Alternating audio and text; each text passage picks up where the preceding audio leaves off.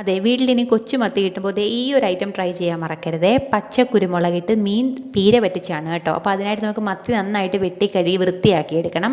ഇനി അരപ്പ് തയ്യാറാക്കാനായിട്ട് നമുക്ക് തേങ്ങയും പച്ചമുളകും ചെറിയ ഉള്ളിയും കറിവേപ്പിലയും പിന്നെ 1 2 3 തിരി പച്ച കുരുമുളകും പിന്നെ ആവശ്യത്തിന് മഞ്ഞൾപ്പൊടിയും ചേർത്ത് ഈ അരപ്പൊന്ന് ക്രഷ് ചെയ്തെടുക്കാം. ഇനി നമ്മൾ വെട്ടി വെച്ചിട്ടുള്ള നമ്മുടെ മത്തിയിലേക്ക് വലിയൊരു കഷ്ണം ഇഞ്ചി ചെറുതായി അരിഞ്ഞത്, 1 2 പച്ചമുളക് അരിഞ്ഞത്, പിന്നെ നല്ല 2 3 കഷ്ണം പുളി എന്നിവ ചേർത്ത് കൊടുക്കണം. നമ്മുടെ അരപ്പ് പോയിട്ട് ആവശ്യത്തിന് ഉപ്പും ചേർത്ത് നന്നായിട്ടൊന്ന് മിക്സ് ചെയ്തെടുക്കാം.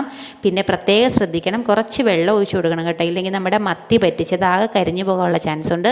ഇനി നമുക്ക് ഹൈ ഫ്ലെയിമിൽ വെച്ച് ഒരു 5 മിനിറ്റ് ഒന്ന് വേവിച്ചെടുക്കാം കേട്ടോ. അത് കഴിഞ്ഞിട്ട് നമുക്കിതൊന്ന് എടുത്ത് നോക്കണം. നന്നായിട്ട് ആവി വന്നിട്ടുണ്ട്.